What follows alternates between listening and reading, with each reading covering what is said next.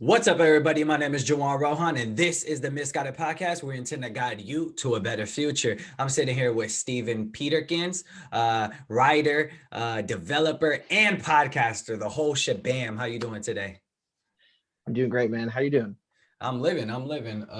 Super tired. Got home last night at like midnight, and then my son woke up in the middle of the night at like 3:30. So no sleep for me. But that's why I had this coffee. So Nice. There you go. Yeah, you got a stimulant, yeah. artificial enhancements, Yeah. performance enhancer. Yeah, exactly. Gotta get my day started. The grind don't stop. But hey, Mm, thank you for coming up on here. Thank you for reaching out. So to give the audience a little absolutely. background, I'm always transparent as hell. How we met was on Reddit. So I'm trying to get into this Reddit game, and I'm trying to really put the podcast out there and try some different things. And so I joined a lot of different groups. Got banned from a lot of different groups, like first day, trying to do self promotion, not knowing Reddit rules. But some of them let me back in because I apologize. So that was cool. But the podcasting forum, they were like the most lenient. Like I straight up just self promoted. They didn't give a fuck. Everyone was like on it. So I was like, oh, I'm gonna use this one from now on. So that's the forum right there, podcasting. Hell yeah! Shout out to the mods. You're doing great work by not doing much work at all. Yeah, right. So yeah, Steven reached out to me and told me a little bit about his background, and I was kind of interested. I was like, let's do it. And now we are here. So thank you. Let's go ahead and get into the story of where you are from. Yeah. So born and raised here in Ottawa, Canada, the great white north up here, Mm-hmm. and for the last little bit since the pandemic, I've been back here in Canada. But before that, just a couple of years earlier, I was living at a Beijing for work and whatnot, and kind of had a chance to travel around Asia and do the whole digital nomad lifestyle. I was Yeah. lucky enough to do that, which was a pretty great time uh, to be doing that. It's just kind of crazy to think about traveling and getting to go to all these places now post pandemic. I guess we're starting to slowly come out of that, but Yeah. uh, So yeah. you went to Beijing for being a developer? Like you had some actual work out there, or you just went I for had some fun? actual I had some actual work out there. So the way it went down is, back in 2016, 2017, you had this big surge in Bitcoin. I don't know if you remember. Yep, I yep, started yep. paying attention. Like, it's been It on was most like people's radar for 8,000 or like some shit, right? yeah. Yeah. It was like oh God, I'm getting crucified on the numbers here. I remember it was like leading up to December in like October, November. It was I think it was like $3,000, $4,000, and then it hit 5,000, and then people Uh-huh. were like, whoa, like what's going on here? Uh-huh. It had already had a couple of runs beforehand. Like I think 2013 it had a big run. And then I remember it started like peaking 2017. It hit like $20,000. So like people going nuts here. Yep. And during that time, I started paying like a more attention to Bitcoin, Ethereum. I started going to like meetups. I was still in university at the time, Queen's University, and I started going to these events and whatnot. And started meeting people. You started kind of talking about a lot of these concepts here. So uh, there was one dude, my friend Andrew McCall. He had worked in Hong Kong the year before, so he worked for an exchange called OKX in Hong Kong with this guy named Jack Liu. And so he had a couple of connections with people who were doing crypto shit in Asia. And that summer, that was the year that I was graduating here. That summer, he was recruiting people to like come and try to like work for some of these companies, like a couple of projects out there that were looking for people. And because I had some development experience, like I had during my time, I like interned for Shopify and whatnot. So like Shit. I had some decent, That's like experience. yeah. I done a little bit here. Like Yeah. school's not a complete waste of time here. Definitely. So Yeah. and um I got in touch with Jack here, and he's like, oh, I got like three projects for you. Okay. The first one I remember is called like Sleep with three E's. And the idea was like, it was like like an Airbnb microservice. I don't know if that makes any sense, but like basically you could pay for like hours of time at like hotels basically through stuff like Bitcoin or Ethereum or whatever. Um, So there was like another Peerspace. project. Do you know what Peerspace is? Nah, I don't know what Peerspace is. Look it I guess up. it's kind of similar. Yeah, you can pay for like hours of time. It's not like a overnight thing. I mean, it could be, but you could pay like a block of an hour, right? For if you Yeah, wanted yeah, to do like a film shoot. yeah. Similar things. Like people are big on like microtransactions, and especially in the Yeah. Bitcoin space. Like every little thing is like going to cost a little bit of money. So there's that project. I was like, oh, okay, kind of interesting. And then there was some sort of like nonprofit project that he was like super non-specific about, and it was around education. I was like, no. I'm in it for the money here. Come on, I'm in crypto for the money. Come on. Yeah. Partially joking, partially not. Yeah. And then the third one was a project called Sato. And Sato was super cool because at the big time there was like a huge and to an extent like there still is sort of this ongoing conversation about like Bitcoin and blockchain scalability. Like how do you get applications running on these networks when like they can only handle so many transactions, when they can only hold so much data. So like it was kind of a bigger deal at that time because Ethereum was just starting to get like a lot of usage with projects like CryptoKitties and whatnot. And because everyone's on the same chain, as soon as one app starts blowing up, everybody else starts feeling the repercussions to it. Everybody else's costs go up. Like people got to be competing to put stuff on chain because like it just gets super expensive. So people were looking for ways to like fix the scalability issue. So Sato came in and they're like, okay, the issue isn't it's not a technical issue, right? It's actually an economic one. If you find ways for people to pay for the data, and if you find ways for the market to come in and make these corrections, you can actually achieve the scalability through like paying for moving data around the network through networking. And I was like, oh, that's like a really interesting concept. Like uh, because being a developer and like how the internet works, like networking is super important. Like Yeah. it's the basis of how everything operates. Like all these services, it's the basis of how we're communicating right at this very moment, right? It's all foundational. So it's like, oh, okay, this is the project I want to go for. If I'm gonna move to a different country and like put my Work on heart and some soul shit. into something, Yeah. I'm gonna swing for the fucking fences here. Yeah, absolutely. So I was like, okay, yeah, let's do that.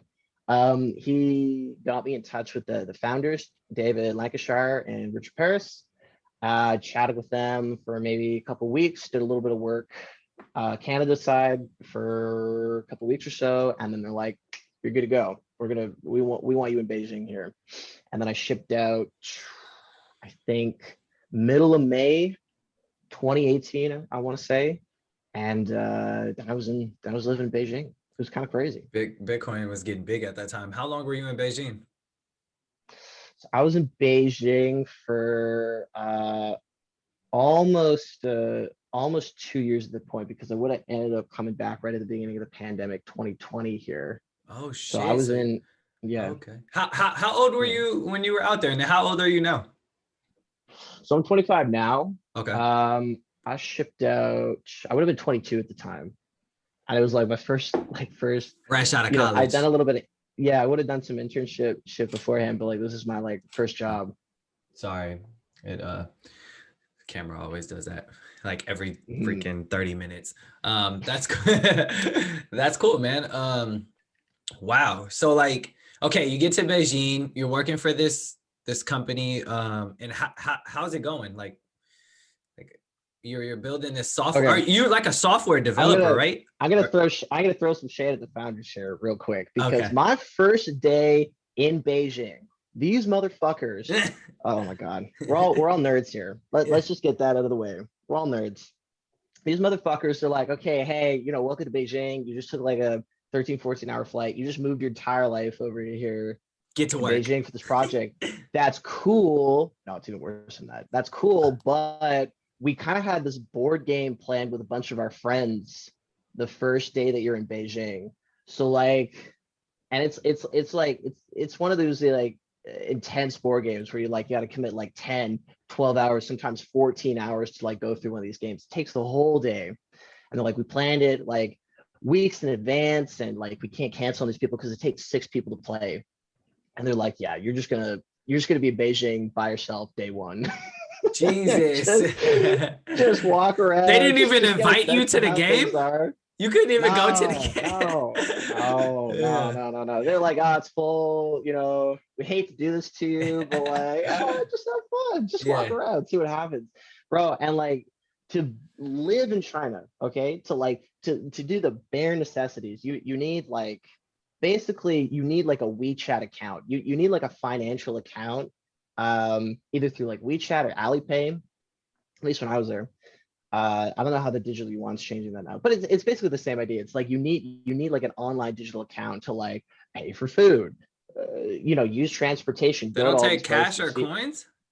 Like they do, but it's like pretty much Uh, only tourists, especially white tourists, yeah. who like use cash or coins here. Yeah. Everything else is like everything else is digital. Everything else is like WeChat shit. So like I'm just wandering around the city trying to find people who are gonna take the money. Like they're super. I don't speak the language. Yeah. I'm just like trying to make my way through it. I'm using like hand signals and pointing that shit, trying to make do here. So I was really thrown into the thick of it. Yeah, Day that's one crazy. there. And you're 22 years old. You're probably like, what the fuck? 22. I Like, was like, what do Jesus. I do? I was like in the shower. I was like, what am I doing with my life? Yeah. Like, how did I end up here, man? Like, Yeah. yeah, Cool. it was good though. So has Beijing been the only place you've been out of the country, or have you traveled a lot? You travel. Like before that, I had a chance to like go to Belize. Like, Oh, okay. it's just kind of an entirely different thread. So like my family's like pretty religious. I grew up pretty religious. So like they did some like mission stuff. Okay. So I like had a chance to go to Belize. Um, my dad, he grew up in Zimbabwe, in Africa, What the fuck? and then he moved to Canada when I he was would have 12. never guessed that. Yeah, That's yeah. crazy. Well, Zimbabwe is like super close to South Africa, so like my dad's white. Yeah. Like it's Yeah, not. yeah. I'm not like if you can see the video here, I'm obviously not mixed, but Yeah. like No, you look actually very South African. Very. oh, interesting. Yeah. I get Finnish quite a bit, or like Scandinavian quite a bit too. Yeah. That's yep. I can see that. I can Yeah, see that. yeah. But so he grew up in Zimbabwe. He moved out when he was 12 because like there's like civil war, there was some strife and whatnot. I just didn't think it was a good place to be. Um, and so we had a chance to go to Zambia. We have some family friends there Okay. out in Zambia. We had a chance to go to Zimbabwe. So I kind of been in Africa, and then uh, yeah, and then I had a chance to go to Beijing. And then once I was in Beijing, um, like I originally came, um, let's say not on an official work visa. So I was on a tourist visa when I first showed up to Beijing, which means that just pretty common for most expats actually. Like it's definitely less common now, but which meant that basically every 60 days I had to leave the country and then basically come back. Could you go So to like another country, or you had to go all the way back to the USA? so at that time Yeah. I could go to Hong Kong. Not sure about nowadays, Uh, but back in the day I could go to like Hong Kong. I could go to Korea. Like one time I went to Vietnam to like meet a friend. We did like motorcycling around Vietnam. Actually, that was actually it's so funny because we might touch on this eventually. That was I did a Vietnam trip with my future co-founder Ryan Purdy, okay. with his dad, and yeah, probably that trip is one of the big reasons why we ended up doing a startup together too, which is kind of crazy to think about. But like, yeah, like that was an awesome trip. Did Singapore while I was there, and then kind of by the end of it I was mostly in Thailand because coronavirus, Wuhan, center Mhm. point, shit was happening there before it really Before impacted we the states knew. of North America, Yeah. just like March, right? I Mhm. was hearing about coronavirus like December, like that shit was on people's radar in Yeah. China. People knew something was up. There was like no official accounts or anything, but like people were warning each other in the WeChat groups, like, oh, something's going around. Is Gotta be careful. WeChat the app that has everything? Like it has like you Yeah, could it's a pay super for it. app. Yeah, okay. It's a super app. Can you Yeah, yeah, like yeah. order food from it? Yes. Yeah. So why the fuck? Uh, How come we don't have that? It's literally one app for everything. Why? How come Americans they don't have they that? they leapfrog technology. So like for us here, we've developed things like incrementally. And when you develop something incrementally, because like people don't like to evolve, we have like a huge portion of people who like just like to use shit on computers or like just like to call. You eventually learn how to do things and then you don't want to migrate from it. China, because it digitally transformed so quickly, people immediately went to the mobile phone. Like you're more likely to have a phone than you are to have an actual computer. So like they're like a truly mobile first digital society, but with the fact that like you have to do things with the phone first and then you do the other shit separate or it's almost secondary because your primary market is going to want to use WeChat. They're going to want to use these super apps, you know, they know how to use it. Yeah. It's what they were first introduced to, and So it's a completely different cultural. are they just technology way more advanced than us and we'll never catch up? Like, It's or is it not just a that. I mean, different? we have the technology here. Yeah. It's not like they have technology there that isn't necessarily in America. I would actually say America is still more technologically advanced in a lot of different ways, and then China just takes the good things and uses it for themselves. Like Gotcha. they pick and choose kind of a lot of what's coming out of America. But like the big difference is again, it's like people's first introduction to like ordering off of Jindong JD, which is their version of Amazon, was through the phone. It's not like they did it on their Oh, on laptops the and computers website. first. Yeah. Yeah, they didn't learn through that. They learned how to do it through WeChat. They learned how to do it through these apps first. So that's like their entry point to it, which is why more people are familiar with it and more comfortable to do it. We're like us, it's like we did the computers first and then we moved to mobile. We get such a large percentage of people who still use computer stuff. Like it took like only recent like last couple of years has that like mobile inflection point happened where like 50 to 51% of people are doing things primarily through the phone and then the computer, and even Mhm. then it's still only probably like 60%. I don't know the exact number in China, but like it's way higher, way higher in China for sure. Yeah. Okay, cool. So what so traveling, you've obviously listed a bunch of places. What were some of the most things that you learned in these places? Because I believe traveling is the best education. So let's talk about education and what you learned through your experiences in different cultures and countries. Oh, that's sort of an interesting question because one of the disadvantages of going there to mostly work is that I was interfacing, like I wasn't spending a lot of time on Out. vacation or Yeah. like traveling or like doing these specific things. It was like I was like working most of the time. Okay. Then let me So it's tough. rephrase the question. How was the workforce there compared to American work environment? Yeah. If that's a So better. I'm more on you know, take what I say with a grain of salt because I'm on the outside. I'm not in these Chinese corporations. I'm not in Mm-mm. the work environment. I I'm get you. just like I'm gleaning these things through some sort of osmosis, Yeah, basically. yeah, Just yeah. just kind of being around and hearing things. Um, and I can speak more on the technology sector because that's what I'm more familiar with here. But their grind is intense for sure. There's a Mhm. very popular um, sort of phrase to describe it, and that's called 996, which is working from 9 to 9, 12 hours a day, 6 days a week. And like a lot of these Chinese tech companies have a huge push for 996. And the sort of work ethic in China, I think it exists in a lot of other, especially Eastern Asian nations. It is very intense. I don't necessarily know if that's the optimal way to work, but it does get shit done at the expense of human capital. And fucking human mental health, like fuck, like Yeah, 9 to 9, absolutely. like It is having repercussions for the culture. Like a lot of the workers, they literally just don't have enough time for themselves, yeah. especially young families or like young couples. It's really hard for them to start families And that's I because was just about to say, and that's why like in Asia, the Mhm. dad is the worker and the wife is at home cooking, taking care of the kids because the dad's probably never home with the kid. like with that Yeah, work so schedule? in China, I mean, there's a couple of different uh cultural things here. So like in China, it's pretty common to have like what's called an ai, which is basically like auntie, but it's basically like a servant to have around the house to kind of clean up for stuff, especially as a lot of women, like in the same way that we've had women over the past few decades move into the workforce and you start having two working parents. That's a similar phenomenon to what's happening in Yep. China as well Oh, too, okay. right? Where you have two working parents in the workforce, right? Because it just sort of increases your pool of human capital that you have at your expense of your society, right? So like it makes sense that you want to push for that.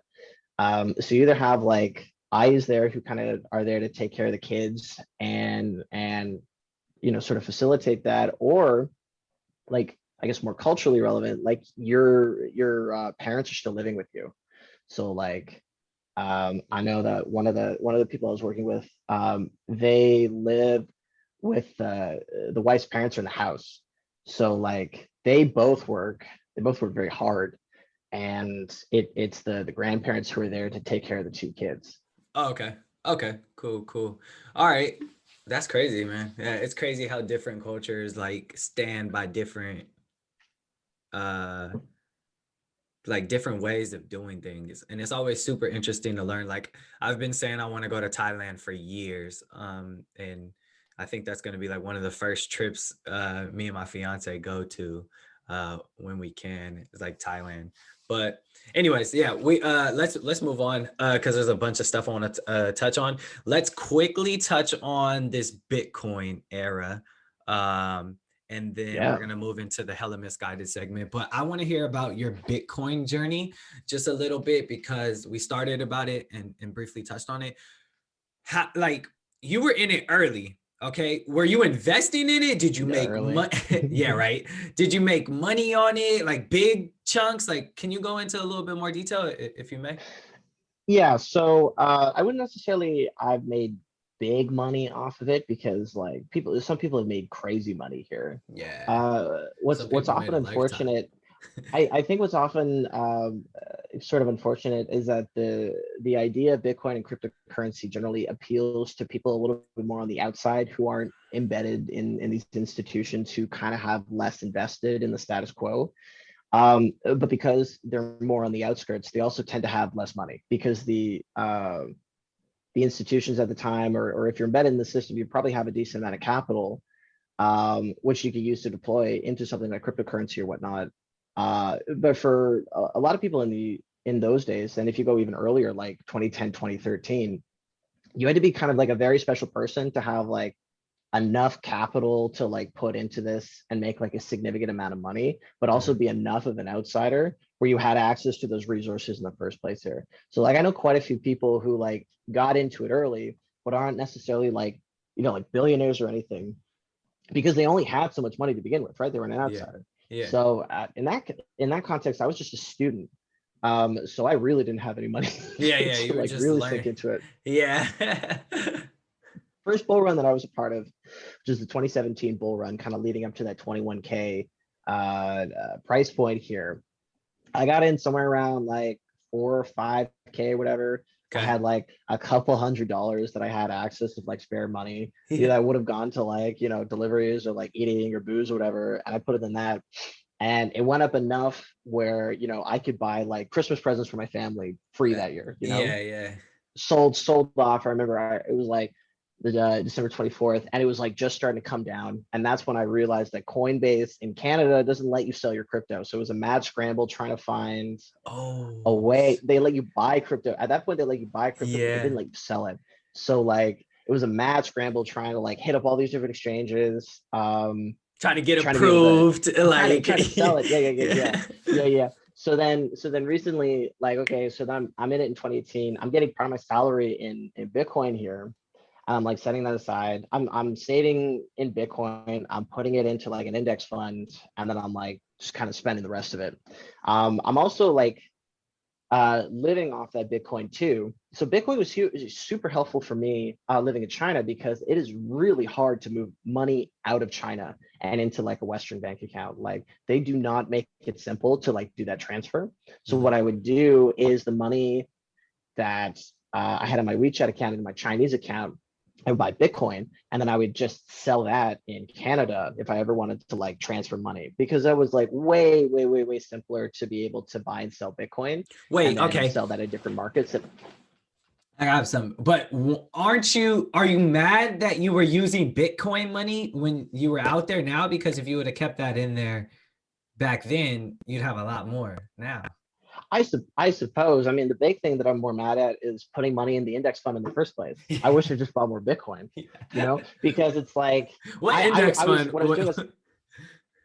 It was like an ETF. It was off of, so in Canada we have a company called Wealthsimple. So Okay. I just used Wealthsimple and I just deposited something in their index fund, and they like ask you like three different questions. They're like, oh, do you want to be conservative? Do you want to be medium? And you want to Yeah. be aggressive? And I'm like, I'm young. I'm gonna be aggressive, bitch. Yeah. And then like put it all in the aggressiveness, but I didn't do And shit. then Like it doesn't do 1%, anything compared to 1% a like, year. But dude, you can't be mad yeah, at that. exactly. You can't be mad at that because it is good to diversify. Like you need that. Like if you would have put Yeah, all your yeah, money in of Bitcoin course. and then it went the opposite way, you would have been hella mad at yourself. So like, You sound like my dad right now. My dad yeah. keeps telling me I still gotta diversify here. Yeah. Um, yeah, it's a hindsight thing, right? Like it's a big play or whatever. But like I had enough money in Bitcoin, so like when it did this next bull run, peaked at like 60K. Basically, the money that I'd been living on for a year to do the startup. So basically, I wiped out my index fund to pay off my student loans and then live off of doing a startup for a year. Basically, what was good is that Bitcoin kind of replenished all that money when it hit 60K. I It didn't just sell it, so I like immediately lost you got back to half of that zero. You got back when it to spiked to zero, right? 30K. Like, is that what you mean? Yeah, You cleared basically. your debt Yeah, and yeah. yeah. Yeah. Plus like a little bit extra here. Like you don't want to say too much about how much is going on here, but like basically, yeah. And like I'm still very bullish on Bitcoin, just because I buy into like what people say about it in comparison to gold. Like I think it just does what gold does, Facts. but better. Absolutely. So like, Absolutely. so I'm big on the whole me and my girl Kathy Woods, our capital, we're big on the whole gold flipping and shit. I we'll see if it hits the number in her head. She thinks it's gonna go to 500,000 for Bitcoin. I'm curious to see if That's a lot. I think it'll go to like that's a 250, lot. 300. When do you think I it'll don't think hit? it's Go ahead. You don't think it's oh gonna hit man. So 150? I don't do the chain analytics. I don't do like the deep dives. I know very little about when it comes to finance. So like a lot of this is just gut stuff. So this is non-financial advice, Yeah. No, they covering my know that bases here. before. Yeah, this Okay, is thank just God. talking. Thank What God. do you think it's gonna I hit don't want any bad 150? emails. I think it will hit 150. Yeah. Okay. Okay. I don't see it. I don't see what's going to cause it to stop. I guess this is Yeah. the big thing. Like we keep seeing this like super cycle every couple of years or so, right? Like sort of this breathe in, breathe out. Um, and I'm True. kind of curious. I'm kind of curious, like how low it's going to go here. So we saw a dip below. It's just kind of dating 29. the podcast a little bit here. So I hit 29. It's back. I checked it this morning. It's at 31. So Rich Dad Poor Dad. I forget the dude's name. Yeah, Robert Kiyosaki. Robert Kiyosaki. He thinks it's going to go to 24K, and I think that's maybe a little bit bearish, but I could see it kind of I see sliding. 26. I could see it slide to like 25, 26 Yeah. before all of this is over here. But like I'm thinking like 5, 10 year play. Like I'm thinking long term with this. The one thing that my dad, who knows a little bit of something about stocks here, instilled to me is like, you're very rarely ever going to beat the market. I don't day trade. I don't like ever try to do any like sophisticated moves or whatever, because that's just not my wheelhouse. I just don't know enough about that shit. It's stressful, man. Oh It's my super God, it is stressful and stressful. it takes a long time to learn. And I just don't have that time. And I always preach you're better. And even Facts. the people who do day trade and do all this quick flipping, Forex, whatever, they will tell you straight up the best strategy is, well, dollar cost averaging and long term investing. Like those are the Yeah. wealthy people. It's cool to make a flip flip bag, but what happens when you make that flip? You should invest it into something long term. And it's always good to invest what you know, invest in what you're buying. If you're fucking using Amazon every day, why aren't you investing in it? If you're wearing Nike every day, invest in it. Make the money on the back end, right? So for sure. Those are kind of things we preach on here on the podcast. So I'm with your dad, man. Mentally, I'm with him. Well, you want to think about having a long time horizon, right? And I think like I did a podcast episode on this myself. Like having a long time horizon, not only financially, but like when you think about yourself physically, or you think about like developing yourself, right? Like you don't want to think about like, oh, okay, what's this next few months going to look like? You're thinking, okay, if what I'm doing now, is this going to have investments? Is this going to have return 5, 10, 15, 20 years down the line? And like, what's that going to look like? Right. Yeah.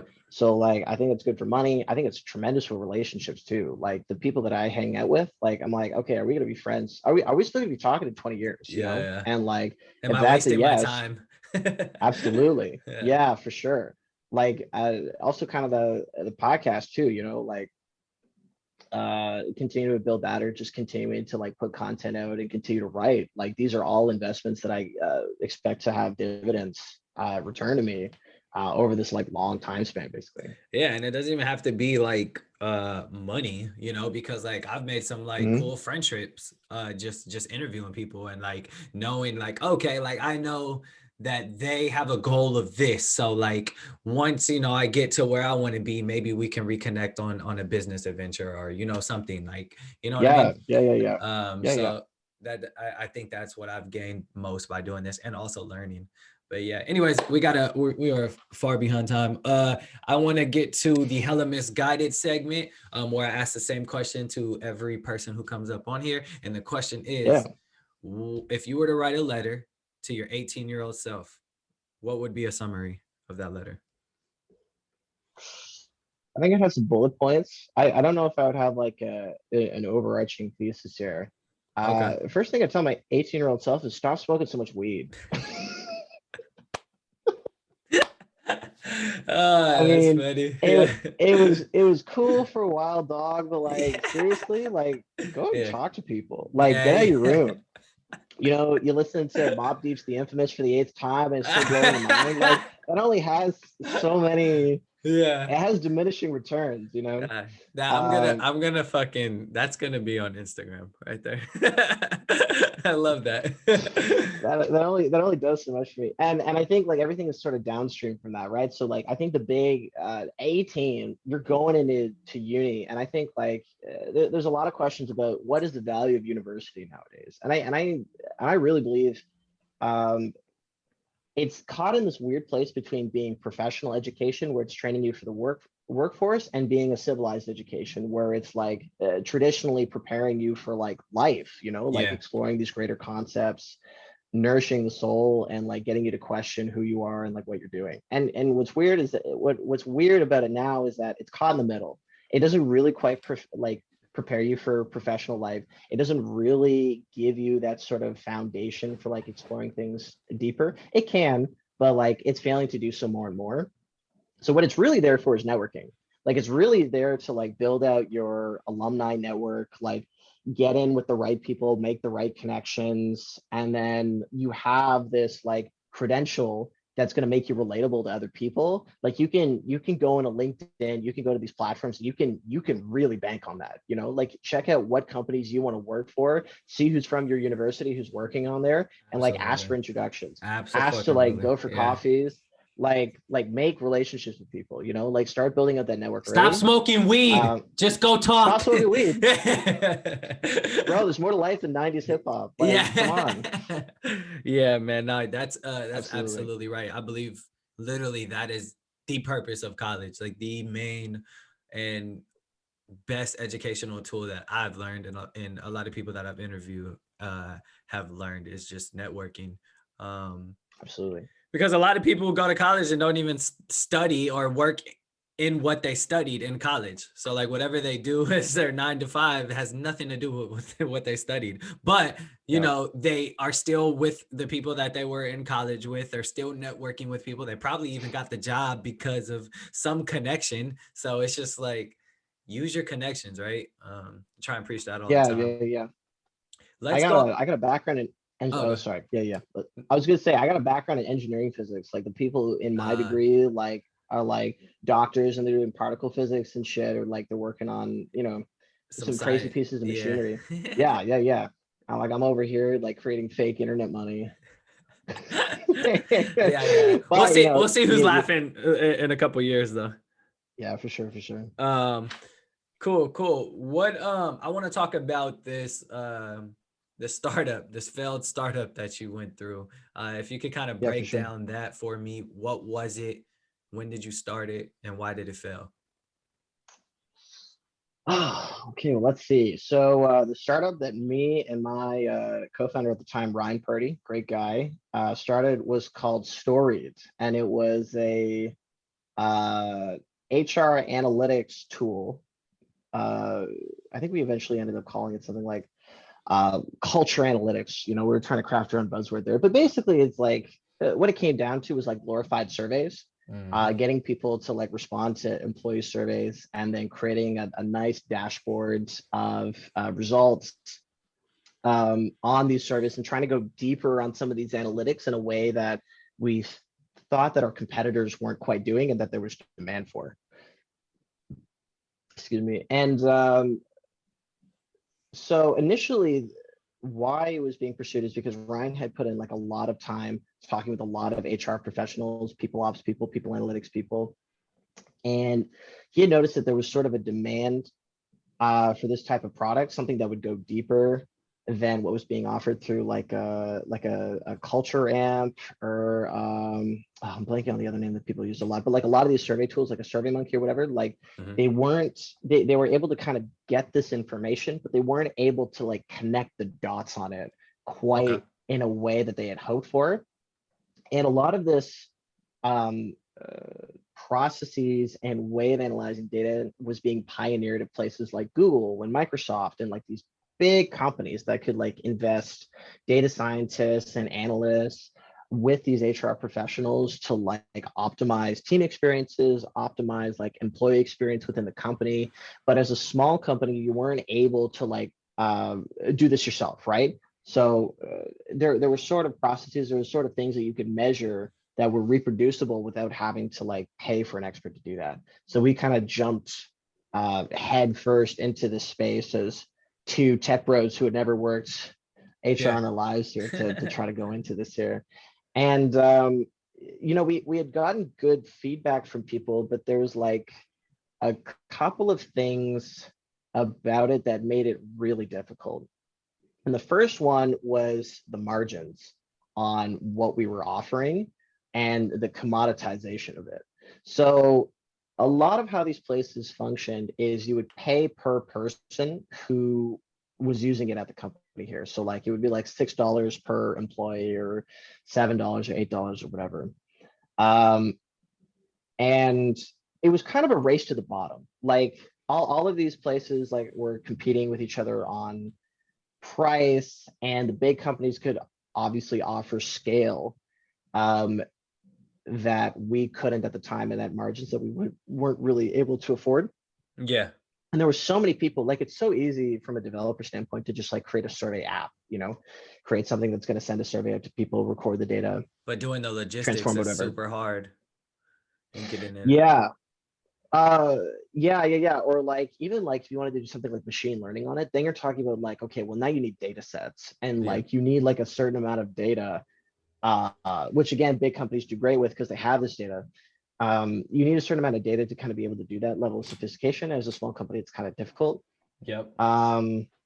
So it was heavily commoditized. The price is dropping on the margins. And like, in order to even just get into the running, like these companies had been running for years and years at this point. So they not only had like what's called like engagement, which is more the service side, they also had things that linked to like performance. So they could evaluate the performance of the employees and sort of add this additional layer on. Well, we were just trying to play the catch-up game on engagement. And engagement had become commoditized, right? Like it had become the thing that you had just grown so accustomed to. You didn't really even care about that much. And as a foundation, all of these other things were kind of being built on top of it here. So it was really hard to get people to give a shit about what we were doing with engagement, because like people didn't really like care, or like if they did, they thought it was interesting, and like they weren't really able to they weren't willing to give extra money basically to be able to support some of these features here.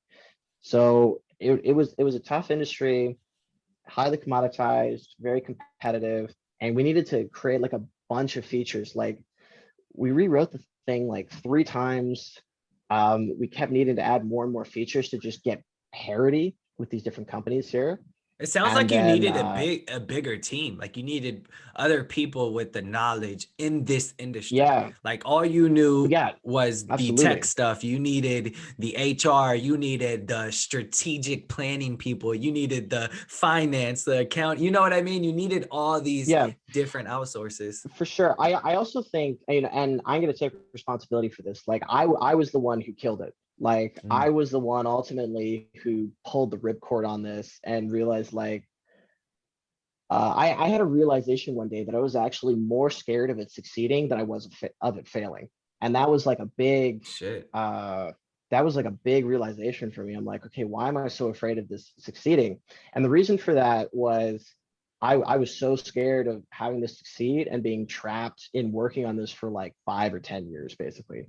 Because at the end of the day, it wasn't a problem to me that I was fascinated enough with to commit that much of my life to. And I think ultimately that's where I went wrong personally, was I was so committed to building something, right? I was so committed to having the startup, getting the CTO title, being able to take ownership of a stack and be able to like apply what I had learned at that point and then see what I could do, that I wasn't invested enough in actually solving the problem. And I didn't care enough about actually trying to solve that particular problem. And the big difference between like any of these billionaires nowadays, like if you talk to Zuckerberg, like he didn't want to create Facebook just because he wanted $1 billion.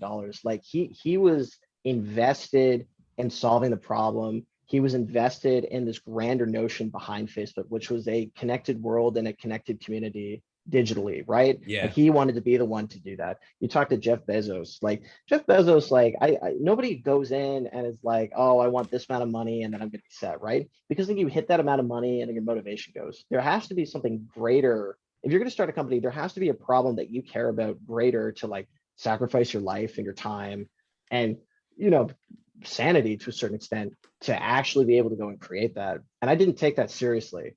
And when the bill kind of came for that a year and a half in, I just wanted to cash out. Like I So said, did nah, you I don't do you have what it think you takes. self-sabotage this I after that think I realization? what I think uh I did well is I avoided self-sabotage by recognizing it early and then being honest with Yeah. Ryan, my Oh, co-founder. okay. So I think I would have self-sabotaged If you had I weren't continued honest. to keep going and had I felt guilty about pulling the plug.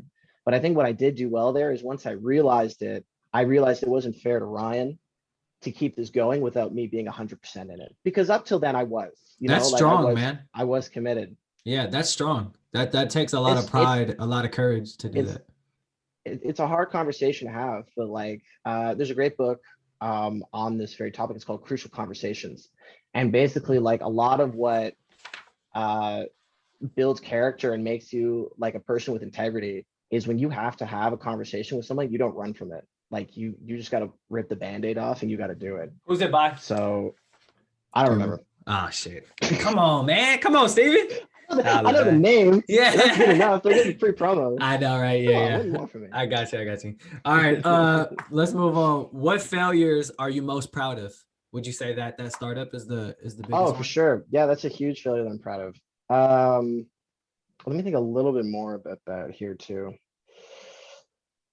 Um, maybe a little bit uh not as great or whatnot, but I remember being probably 10 or 11, and I was big into judo at the time. And we had a tournament coming up, and I was nervous about that tournament for like, I swear to God, like a month and a half. Like genuine like anxiety, like having trouble falling asleep. Like at a pretty young age. I'm kind of surprised that I was this anxious about it. Very, very nervous. Um, but I went to the tournament. I remember the first match that I ever had in an official tournament setting. So what's great about judo is that you can get what's called an ippon, and you can immediately win the match if you do like a move so good it just like does. It's kind of like a Like a TKO, except KO, yeah. without causing brain damage to your opponent. Yeah. Yeah.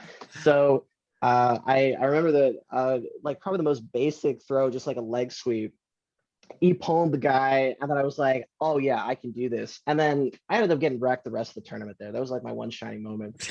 But I placed like, I think it was a category of like 5 or 6 people. I think I either got like fourth or third or whatever. But it was You're like, as long as I'm realizing not that like last. I could show up to this, and like it's gonna be better than I think. So I wouldn't necessarily call it a success, but I would call it a triumph just by like overcoming anxiety, something I was very anxious about and still powering through it. Yep. Nah, that makes sense. Well, that's crazy, man. Yeah, I know a lot of people actually who did judo. And it's such a disciplined sport.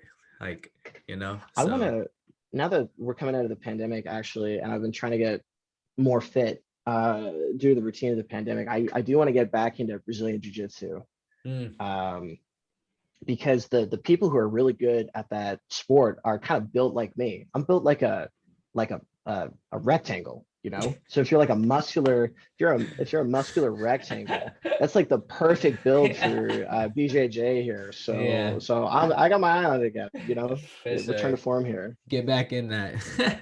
Well, cool, Hell cool, yeah. man. Well, the way I like to wrap up the episode, and I appreciate you coming up here, is with a segment called Guided Conclusions, where I ask a Okay. question that we haven't talked about beforehand. It could be serious, funny, whatever. We could go deep, political. No, I hate politics. We're not doing that. But the question for you is, what business would you start today and why? Ooh. I'd start a no code business. So, like, just to give some background here, no code or low code are basically like online tools that allow people who don't know how to program to build apps. And I'm incredibly bullish about them because Why as a haven't you developer, started that yet? You should have already been working on it. What are you doing? Why are you on don't, this podcast right don't, now? don't leak my plans here, dog. Don't leak my plans. All Energy's right. moving silence like lasagna here. But yeah, anyway, so like as a developer, I can tell you firsthand, it's too difficult to code. It's too difficult to like make apps and to like write software. So the emphasis shouldn't be on like getting more people to program. It's about making programming easier for the next billion people to like make software. So I would be super super invested no code low code as like next company here. And Thinking you about it. gave away Thinking the about it. name. That's a dope name. You shouldn't have gave away the name. If I could mic drop this right now, I'd drop this Yeah, mic, but I'm not doing that. good mic. Yeah. Man, that's amazing, dude. Yeah. You should get on that. I'd say. I'll wait to release the end part, okay, until you're done. Appreciate it, my man. Appreciate Yeah. Nah. Hey, Steven, thank you for coming up here, man. It's been a great conversation. Actually, we went way over time, which is good news. So Hell I yeah. appreciate that. Go ahead Thanks and for having me, man. go ahead and let everyone know where they can reach you if you want to be contacted or just, followed, whatever. I'm big on Twitter, but I'm not big on Twitter. I'm at S Peterkins if That's you want to fine. find me there. Yeah, And I'm about to listen follow to the you. Peterkins podcast. I release it 5 days a week. It's kind of a personal journal of mine. Just kind of share these notes and stories and ideas off the top of my head here. Love doing it. Love to have you listen to it. Yeah. Oh, I love the man bun. I just followed you. Oh, I nice. appreciate it. Appreciate it, my Um, guy. yeah, that's crazy, man. Cool. Well, thank you. Thank you again. And I'm Thank you, sure, sir. I'm sure we'll talk. You heard it here. This is the Misguided Podcast, where we intend to guide you to a better future. My name is Juwan. Again, I'm sitting here with Stephen Perkins, writer, podcaster, and a dope ass developer. They should make that a t-shirt. Dope ass Yeah. developer.